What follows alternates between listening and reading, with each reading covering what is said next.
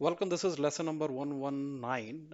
It is related to Postgre Aurora cluster and what are the most commonly asked question. This particular lesson, as others, is available on courses.emultiskills.com. If you have a subscription, you will be able to view this after this session. And if you do not have, you can just take a subscription and you will be able to see the contents and related stuff. The same content is available over here just for the visibility purpose. I'm putting it over here, but everything is available on courses.emultiskills.com. The first thing is what is Aurora cluster and why we are talking about it. When we are talking about the PostgreSQL, there are two things. One is the Postgre, which is running on a virtual machine, or we should use the Postgre, which is running on a managed instance. That means the cloud service provider is going to take care of all the administrative tasks. But there are few terms which comes in between for AWS as well, which is related to RDS, Relational Database Services. Under the Relational Database Services, we have Amazon Aurora. Amazon Aurora, it's a cluster which is used for two engine. One is MySQL and another is PostgreSQL. That means uh, though this has not been disclosed, but it looks like an engineered system which has an specialized hardware with high performing disk and the relevant nodes wherever these read replicas are running. They have good bandwidth in terms of the connectivity. So in short, they are engineered system, high performance nodes that are being used.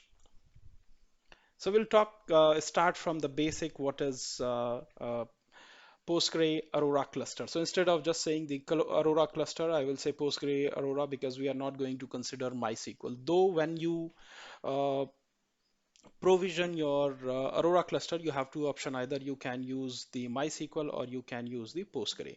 So what it is? So it is a relational database services which is offered by AWS, Amazon Web Service. Under that, you can either provision MySQL or PostgreSQL. In our case, we're just talking about PostgreSQL, and it is one of the leading database management system which is available as of now, and this is as competitive as to your enterprise service databases, enterprise level database. It is open source and it is as good as your enterprise database. So if you are already having the Postgre, which is running on a virtual machine, on your on-premises, or in a cloud's virtual machine, or on a managed instance, then the same code and the same application you can use them on the Aurora cluster. So if you trust the claim which is being done by the AWS for Aurora, it is mentioned that the MySQL is three times and Postgre is three times and MySQL is five times better in terms of the throughput.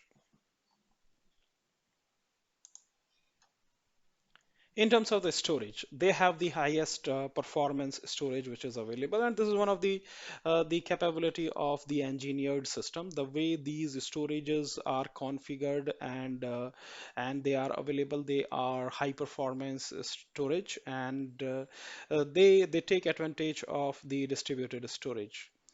And as usual with any other cloud service provider or cloud feature, that it grows automatically. Nothing great in that, but in terms of the database size, it is you can use it for 128 terabyte. We need to consider this point. If you are running it on a virtual machine, you will have some capacity constraint related to the virtual machine in terms of the storage. But in case of Aurora cluster, 128 TB byte, which is just, I think, 10% close to your terabyte. So it is 128 terabyte of storage, which you can maximum use on it. So there is some kind of constraint. If you think your database is going to grow beyond this, then you need to consider this point as well. Automation as like any other managed database instance, Aurora cluster, which is available in RDS, it comes with its own automation part, which is available from the RDS. One of the thing which takes the highest time, it is the backup and the cluster part, which is replication. So those things are already taken care. So if you talk about the provisioning, it is just one button. You just click and just mention some basic details, and it will be done. The patching is also very easy.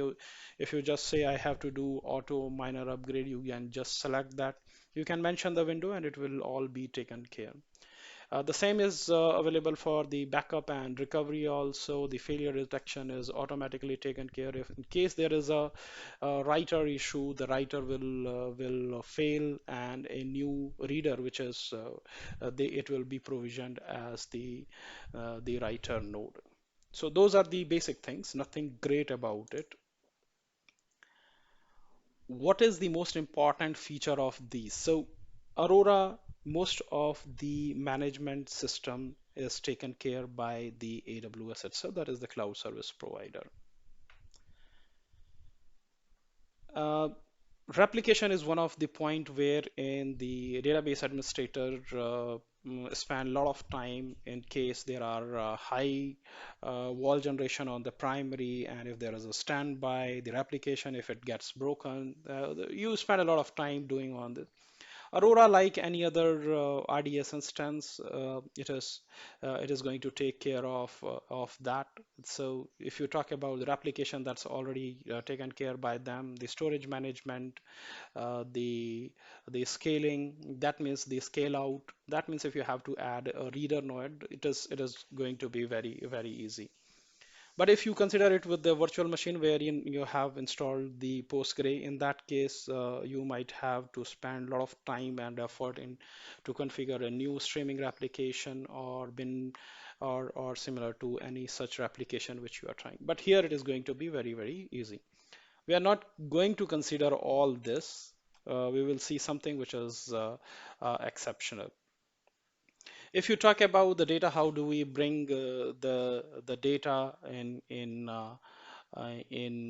Aurora? So you can bring the data from Amazon RDS for MySQL or PostgreSQL into Aurora, but just simply you create the snapshot over there and you can bring it over here. But just remember, this will only work if you have the RDS. In case it is a virtual machine, then you can use the normal backup and restore operations, or you can set up one-way application from your Postgre, which is running on RDS over here. And in case you have some heterogeneous application, that in that case you can use a database migration service to migrate your data from a heterogeneous database to Postgre Aurora. Now the basic question comes from here. It is somewhat interesting. What is the difference between Aurora and Postgre? When I am saying Postgre, I mean the vanilla Postgre, which is running on a virtual machine, right? And when I'm saying Aurora, it is the Postgre Aurora, which is offered by AWS.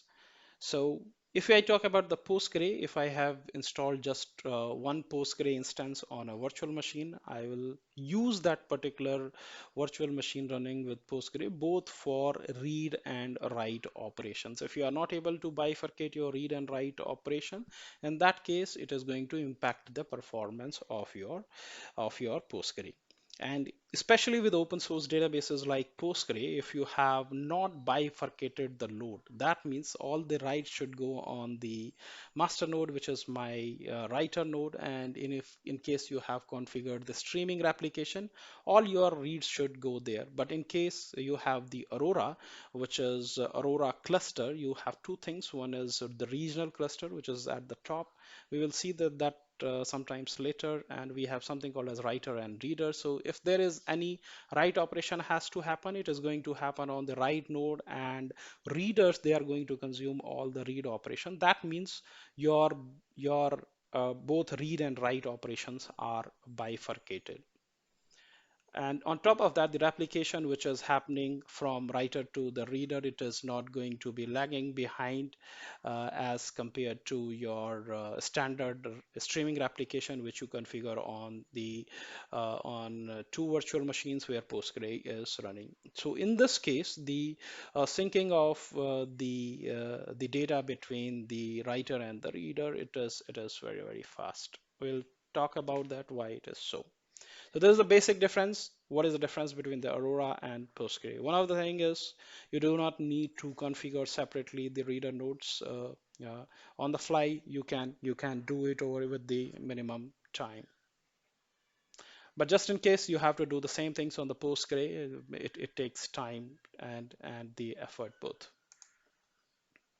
Is Aurora compatible with Postgre? Of course, Aurora is compatible with Postgre. So anything above PostgreSQL 9.6 and higher, it is compatible with the wire compatible database engine. So it supports all the extensions. So one of the things which we need to remember in managed instance like the Aurora cluster as well, the extensions, you cannot bring it from outside. Whatever is being supported over there, you will have to use that. So it is like Postgre managed instance. Or Aurora, which is your kind of managed instance, and Postgre, which is running on a virtual machine. In that case, you are supposed to use the same extensions.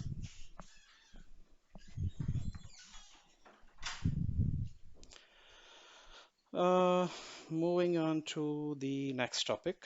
What is the difference between the RDS and the uh, Aurora? So if I talk about the uh, Aurora for PostgreSQL, and if I talk about the RDS, both are coming uh, under the RDS category only. Aurora is a cluster, and cluster, that means there is one writer node and there are 15 reader nodes. But when I talk about the RDS managed instance for PostgreSQL, in that case you can have 5 replicas and just one writer node. So it differs in terms of the writer nodes which are available on Aurora and the RDS for PostgreSQL. When we talk about the replication between the writer and the reader node in Aurora, it is very fast. It is just in milliseconds. The failover operations also is done automatically just to avoid any kind of data loss. But when we talk about the RDS, the replication is somewhat slower as compared to the Amazon Aurora. It is just because of the underlying storage and the kind of the architecture which is being followed. Is Aurora cheaper than RDS Postgre? So there are two school of thoughts behind this, and when you do the actual POC and when you do it yourself, you will be able to calculate what it is. But in general, what is mentioned on the papers, it is entirely different. But what we find it is the Aurora is somewhat more expensive as compared to RDS if you use it for the same workload. But different school of thoughts, different POC, different kind of evaluation, you might find it different for your case. So the pricing depends upon what kind of the instance you are choosing, what is the EBS volume, and you actually use it, you are going to pay on that. And the read replicas, they represent an extra cost on both master and the replica, so we need to consider this as well. It is just not like that there are 15 replicas available, so you use 15 replicas, and in case of RDS, when you use 5 replicas, it is not going to be same, it is going to be different. AWS versus Aurora versus RDS performance. So the performance benchmarking which is being done. So Amazon Aurora gives 2 times of the throughput for the PostgreSQL, RDS also uses the SSD, so IO throughput is it is good. When we talk about the Amazon RDS, you can choose between SSD backed storage option that is optimized for high performance OLTP and cost effective general purpose use. So you have the option for Amazon RDS Postgre. If you are talking about the Aurora cluster, in that case, it is going to use the 2 times throughput which is provided for the PostgreSQL. That means the kind of the solution which is being used for Aurora, it is always on the higher side. What is cheaper? So we have already spoken Aurora versus RDS. um, in general talking, but you may find it conflicting like in terms of the statement. When you talk about the general statement, it is not specific in general. It is assumed for many types of workloads, which is not very high. We do not want so much of performance. It is just you want a multiple read endpoints. In that case, it is going to be the Aurora is going to be cheaper and it is going to be more faster. Which is better, RDS or Aurora? It depends upon what is that you are looking. It is just like the throughput which you are looking. In that case, it is the engineered system, so you are going to get the better throughput.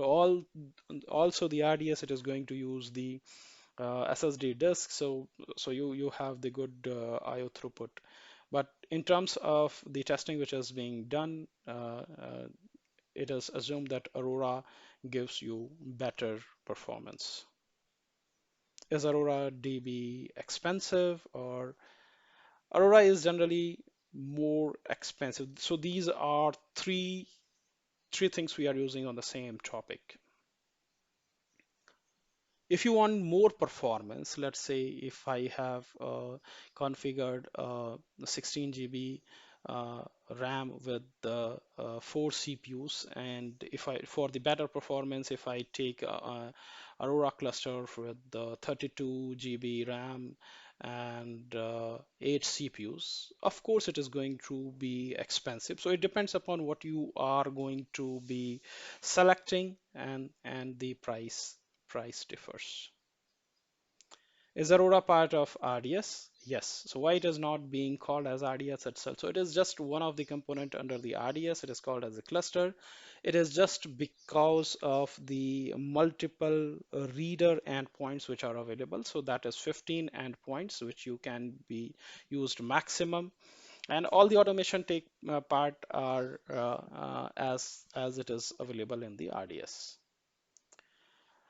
If you talk about the what are the different unique features of Aurora, so if I say it is distributed, that means the reader endpoints and the writer endpoints, they use the same storage. The healing capacity of the storage is very good, and the compute resource, they have been decoupled from the storage, and the storage capacity is 128 terabyte per database instance.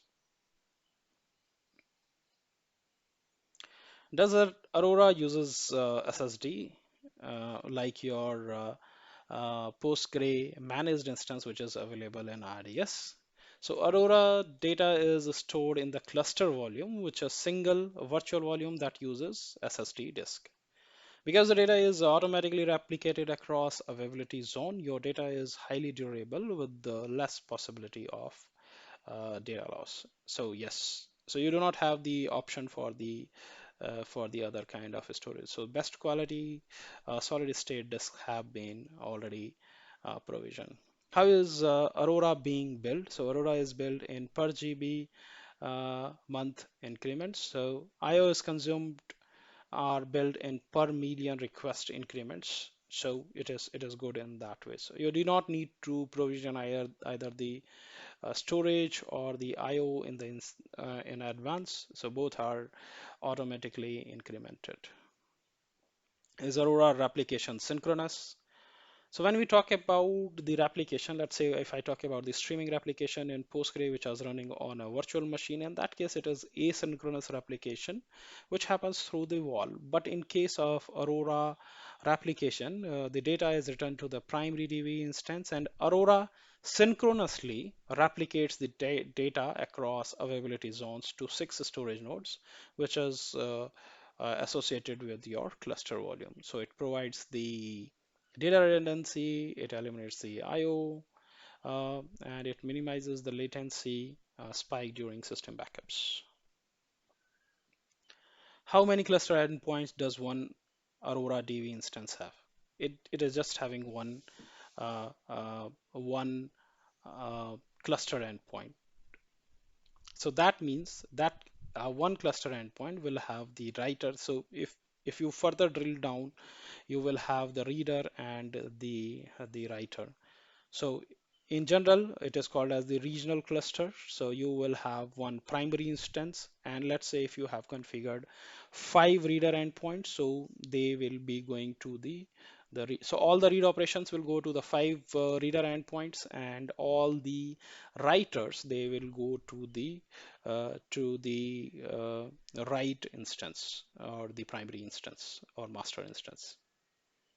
Can Aurora be a multi-AZ? Yes, in case of Aurora, you can choose to place your read across multiple availability zones, so that is pretty much possible. What is the difference between RDS and Aurora? Similar question which you would have seen. If you want better performance with the same kind of workload with the more reads, in that case you can go with the RDS Aurora. You will have the option to use 15 replicas. That means the cost will not remain same. It is going to increase for the application which requires very high throughput and low latency. In that case, you can use that. The automatic failover feature is also very nice in that case with the minimal or no data loss which is claimed. But in case of RDS, it is just have 5 replicas, and the replication process is relatively slower. Is Aurora Postgre multi-AZ? So we have already discussed about this. What is the difference between Aurora and Redshift? So when you are more in Postgre, you will be seeing a lot of things which are coming up. So one of the term which you would learn is the Redshift. Redshift is petabyte size, minimum size of your data set if it is in petabyte, and if you wanted it used for data warehouse, in that case you tend to use Redshift cluster, which is available and offered by AWS. Aurora is a clustering solution, or Aurora cluster. They are just used mainly for the OLTP kind of operations. But when you talk about the Redshift, it is purely data warehousing solution, and you should have minimum petabyte of data set to effectively use this solution. How does Aurora DB work? So Aurora DB, if you have configured, you will have more than one instance. So one of them will be the master node, which is the writer node, and other nodes. Let's say you have configured 2 more reader nodes. In that case, there will be 2 reader endpoints, and all the writes will go to the writer, and the readers will be used for the read-only operations. What is an Aurora global database? So Aurora Global Database, you can scale your read across the world in multiple availability zones, and you can place your application close to your user. So it is just for the low latency, you can put your readers over there.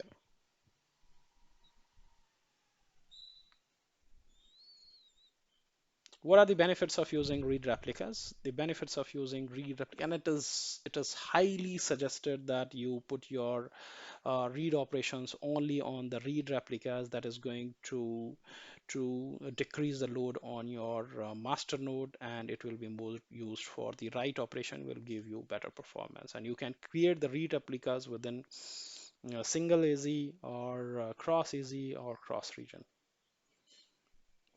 How does Aurora failover work? So if the primary instance fail, in that case, the Aurora automatically fails over in the order wherein you have the read replicas available, and the read replicas which is in sync, it will be promoted as the primary instance. In case there is no read replica available, the a new primary instance will be launched automatically from the backup which is available.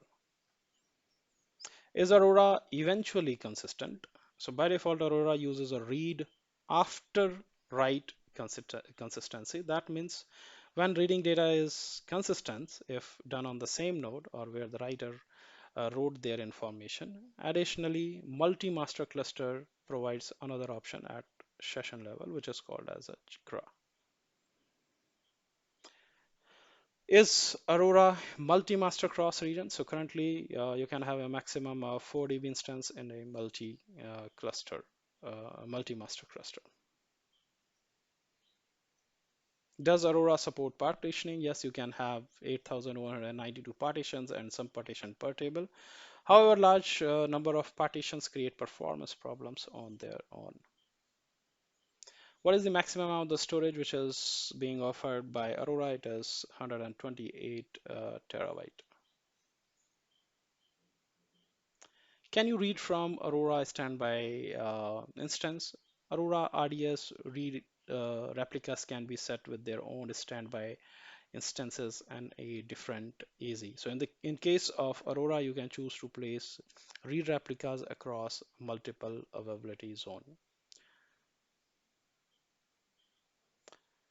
What is Redshift versus Aurora? So if you talk about the petabyte size of data set, in that case, if it is a data warehousing solution, you have the 128 nodes maximum, I believe, that you can use from the Redshift. But in case you wanted to use something like OLTP and you want more reads, in that case, you can use the features of Aurora cluster. Is Aurora DB ACID? Yes, it is. It is ACID compliant. What are Aurora read replicas? This is really being talked about a lot. So Amazon Aurora extends the benefit of read replicas by employing an SSD-backed virtualized storage layer, which is purposely built for the database workload. And the read replicas also share the underlying storage as the source instance, lowering cost and avoiding the need to copy database data to the replica nodes. Is Aurora Postgre multi-AZ? I think it's repeated. What is the difference between read replica and Aurora read replica? Main difference over here is AZ, multi-AZ is purely backup and a recovery solution. So it totally automated and managed by AWS. There is no lag in this case. While read replica is manual and it can be used for performance as well. And that's all about it. So you can find it over here. So just go and see all the details over here. Thank you. I hope it